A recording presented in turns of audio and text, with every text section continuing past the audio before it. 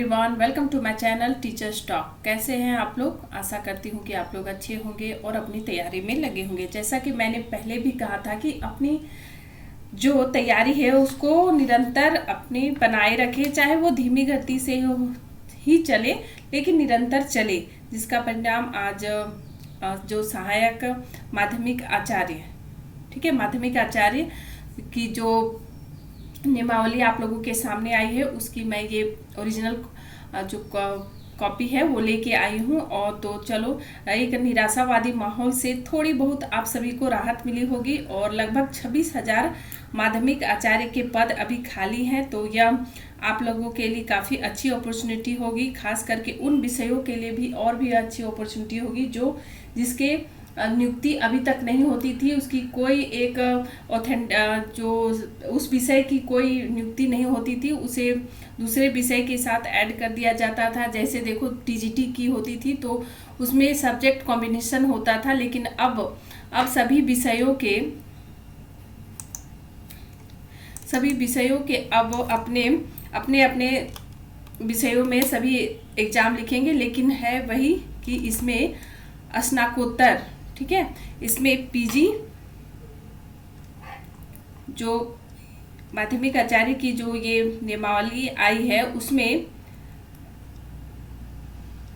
PG होनी चाहिए, साथ ही साथ बीएड, ठीक है, यानी कि स्नाकोत्तर, अपने विषय में स्नाकोत्तर होनी चाहिए, साथ ही साथ बीएड किए हुए हो, है ना, किसी भी एक मान्यता प्राप्त संस्थान से। तो चलो, और ये टीजीटी और पीजीटी के पद जो पहले थे वो पूरी तरह से समाप्त कर दिए गए हैं और एक नया नाम माध्यमिक आचार्य के नाम से ये आया हुआ है, नया नियमावली है ना। इसके एग्जाम पैटर्न अलग हैं, ठीक है। इसमें कंप्यूटर, हिंदी, इंग्लिश जो फर्स्ट पेपर में है उसमें क्वालिफाई करना है, जबकि सेकंड पेपर में आपको अब उसी के आधार पर आपकी मेरिट लिस्ट बनेगी और आपका सिलेक्शन होगा। तो चलते हैं हम ये इस ओरिजिनल कॉपी की ओर और देखते हैं कि क्या क्या इसमें दिया हुआ है। तो बात करूं कि चलो, और मैंने कहा था कि अपनी तैयारी को निरंतर बनाए रखें, क्योंकि आप लोगों ने कहानी तो सुनी होगी बचपन में कि किस तरह कछुआ और जो खरगोश तेज भागता है और बीच में ही सो जाता है थक कर, लेकिन जो कछुआ रहता है वो निरंतर अपने प्रयास में लगा हुआ रहता है। तो इस प्रयास को आप जारी रखें और कछुए की तरह विनर बने, ठीक है। तो और हतोत्साहित ना हो, आपके लिए अच्छी अपॉर्चुनिटी आएगी। तो ये नियमावली को पढ़ते हैं। सबसे पहले मैंने हाईलाइट कर दिया है और उन चीज़ों को पढ़ेंगे जो आपके लिए नेसेसरी होगी। इसमें बहुत सारे दिए हुए गए हैं, जैसे प्रधानाचार्य के, है ना, और भी बहुत सारे प्रयोगशाला के बहुत सारे दिए गए हैं, लेकिन आपके लिए जो जरूरी है वही हम लोग पढ़ेंगे। तो भारत के संविधान के अनुच्छेद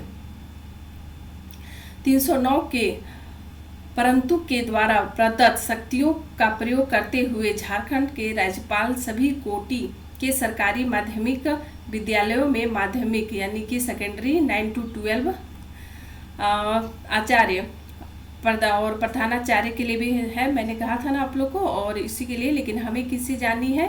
9 to 12 के लिए। तो ये देखो, झारखंड सरकारी माध्यमिक 9 to 12 के लिए है। और आगे हम लोग चलते हैं। ये सब तो है, देख लेना। अगर मैं स्क्रॉल भी धीरे धीरे कर रही हूँ, अगर आप लोगों को पढ़नी है तो पढ़ लेना।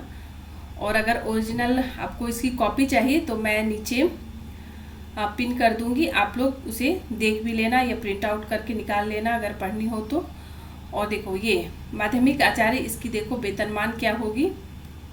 यहाँ देखो 35,400 से 1,12,400, और पे लेवल होगी, जो लेवल पे है 6, ठीक है। और हम लोग चलते हैं अध्याय इसकी 6 आप लोगों के लिए जो स्नाकोत्तर हैं और बीएड किए हुए उन लोगों के लिए जो माध्यमिक आचार्य की जो नियुक्ति होगी वो अध्याय 6 में काफ़ी डिटेल से दिया गया है कि क्या क्या अर्हताएं होनी चाहिए और नियुक्ति का प्रोसेस क्या होगा। तो देखो, वर्तमान 9 to 10 कक्षा वाले विद्यालयों सहित में उन नियमावली के नियम 3(ख)(1) में उल्लेखित रिक्त पदों के आरक्षण प्रावधान के अनुरूप कोटिवार रिक्तियों की सूचना निर्देशक माध्यमिक शिक्षा द्वारा उचित माध्यम से सरकारी कर्मचारी चयन आयोग को भेजी जाएगी और चिन्हित रिक्तियों में से जो देखो यहाँ क्या कहा गया है कि जैसे मान लो 100 सीट्स हैं, ठीक है, 100 सीट्स में 20 जो सीट होगी वो सीधे जो अभी 6 to 8 क्लास में जो पढ़ाते हैं उनकी नियुक्ति हो जाएगी, है ना। और जो बच्चे सीट 80 हैं वो क्या हो जाएंगे, उनकी सीधी बहाली होगी, है ना। इनकी बहाली क्या हो जाएगी कि 5 वर्षों के अनुभव के आधार पर, ठीक है, और इनकी होगी सीधी नियुक्ति। और ये भी कहा गया है कि अगर ये सीट नहीं भर सकेंगे तो यहाँ से सीट को भरी जाएगी सीधी नियुक्ति के द्वारा। तो देखो ये कहा गया है स्थान वाले स्नातक प्रशिक्षित सहायक आचार्य अभ्यर्थी से शेष 80% पद दोनों सीधी नियुक्ति द्वारा भरे जाएंगे, ठीक है।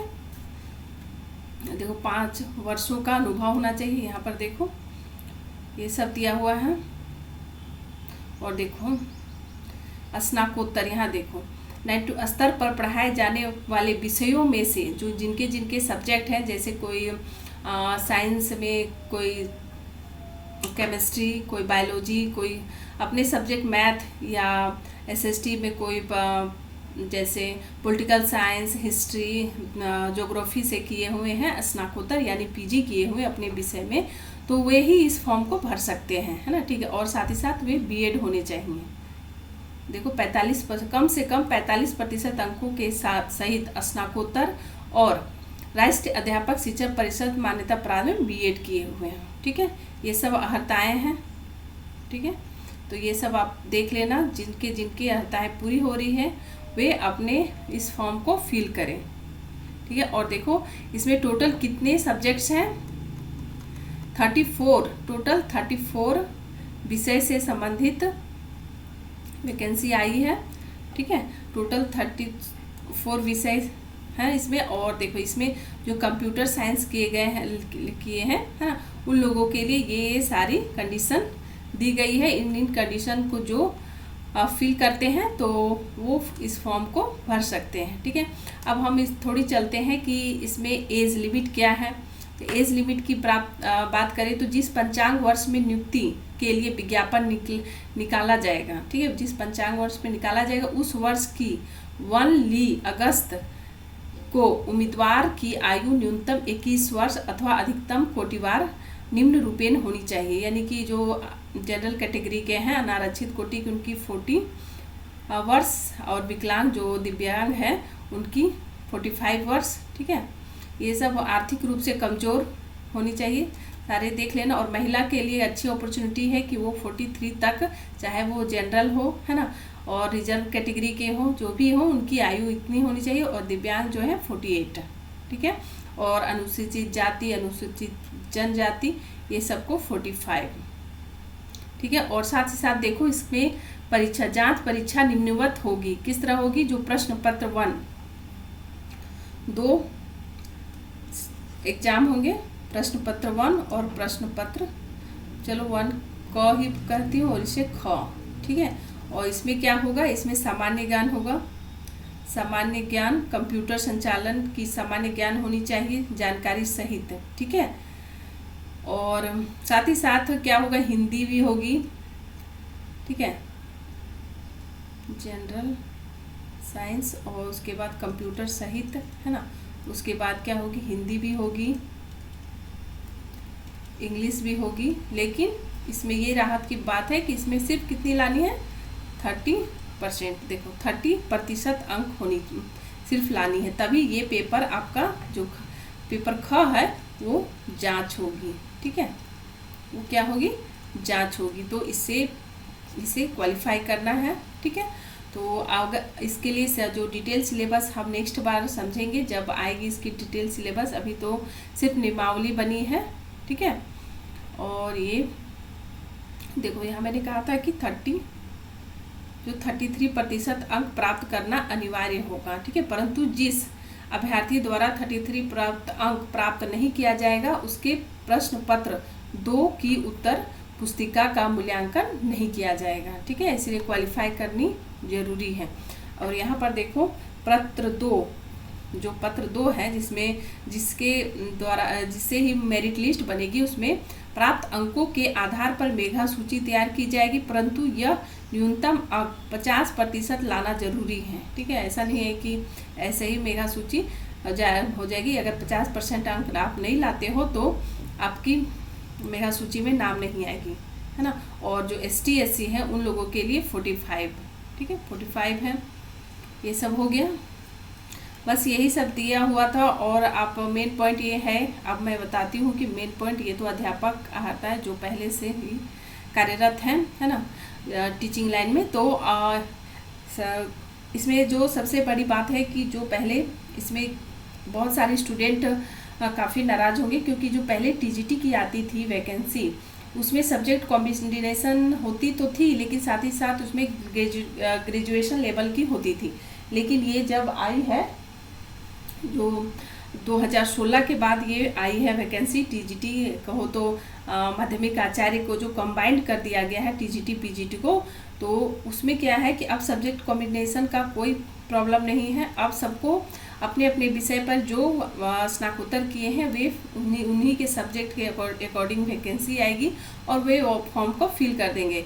बस इसमें स्टूडेंट इसलिए नाराज़ होंगे क्योंकि ये PG कर दिया गया है, स्नातकोत्तर कर दिया गया है। तो बहुत सारे स्टूडेंट हैं जो स्नातकोत्तर नहीं भी किए होंगे, अगर तो ये तो दिक्कत की बात है। तो देखते हैं कि क्या ये भी नियमावली कोर्ट पर जाएगी, क्योंकि झारखंड में जो भी आती है नियमावली वो कुछ न कुछ पेचीदे में फंस जाती हैं। तो देखने की बात होगी। फिलहाल ये आप लोगों के लिए अच्छी अपॉर्चुनिटी है, तो आप आराम से थोड़ी थोड़ी पढ़ाई करते रहो। और GS की करोगे तो अन्य जो सब्जेक्ट, अन्य जो एग्ज़ाम है उन सभी के लिए भी आप लोगों के लिए फेथफुल होगी। जैसे BEO के लिए, ब्लॉक एजुकेशन ऑफिसर के लिए भी आई है, नियमावली आई थी, तो उन सभी के लिए भी आप लोगों के लिए बेनिफिट होगी। तो चलते हैं। और जो भी स्टूडेंट इस नियमावली से थोड़ी बहुत अगर नाराज़गी है तो कमेंट सेक्शन में लिखना कि क्यों इस नियमावली से आप संतुष्ट हो। और अगर जो भी स्टूडेंट इस नियमावली से खुश हैं तो वो भी लिखना कि क्या क्या इस नियमावली में अच्छाई हैं, है ना, क्या यह NEP 2020 को फॉलो कर रहा है। तो वो भी आप अपनी राय कमेंट सेक्शन में लिखना, ताकि आप लोगों के बीच एक डिस्कशन का माहौल हो जाए। ठीक है, और मैं कमेंट में देखूंगी कि कौन कौन से स्टूडेंट अपने एग्ज़ाम के प्रति कितने सजग हैं। तो please subscribe my channel and like the video, और वीडियो को ज़रूर लाइक करना ताकि मैं इस तरह के ऑथेंटिक और जो आप लोगों के लिए हेल्पफुल वीडियो ला सकूं। और नेक्स्ट बार मैं इसके अगर सिलेबस मेरे पास आएंगी तो मैं आप लोगों के पास लाकर आप लोगों को समझाने की कोशिश करूंगी। साथ ही साथ यहाँ पर टीचर वैकेंसी से संबंधित बहुत सारे वीडियो आते हैं, जो जैसे CDPO और SST से संबंधित। ठीक है, तो आप चैनल को सब्सक्राइब कर सकते हो और लाइक करें और शेयर करें ताकि मैं मोटिवेट हो सकूं। ठीक है, और लाइक भी करना ताकि मैं मोटिवेट हो सकूं और इसी तरह के वीडियो लाने के लिए। तो अब बस इतना ही। और मैं अगर लास्ट कंक्लूजन में पहुंचूं तो इसमें कहा गया है कि मेन पॉइंट क्या है कि PG के साथ साथ BEd होनी चाहिए या BEd MAd होनी चाहिए। ठीक है, और लास्ट है कि इसमें सब्जेक्ट कॉम्बिनेशन हटा दिया गया है। अब एक ही एग्ज़ाम होगी, TGT PGT को कंबाइंड करके जो माध्यमिक आचार्य के लिए बनाया गया है, बस वही है और तो कुछ भी नहीं। आपने एग्ज़ाम भी पैटर्न देख लिया कि कैसे एग्ज़ाम होगी। तो बस thank you very much. Next video के लिए आप चैनल को सब्सक्राइब करें और लाइक करें। Thank you.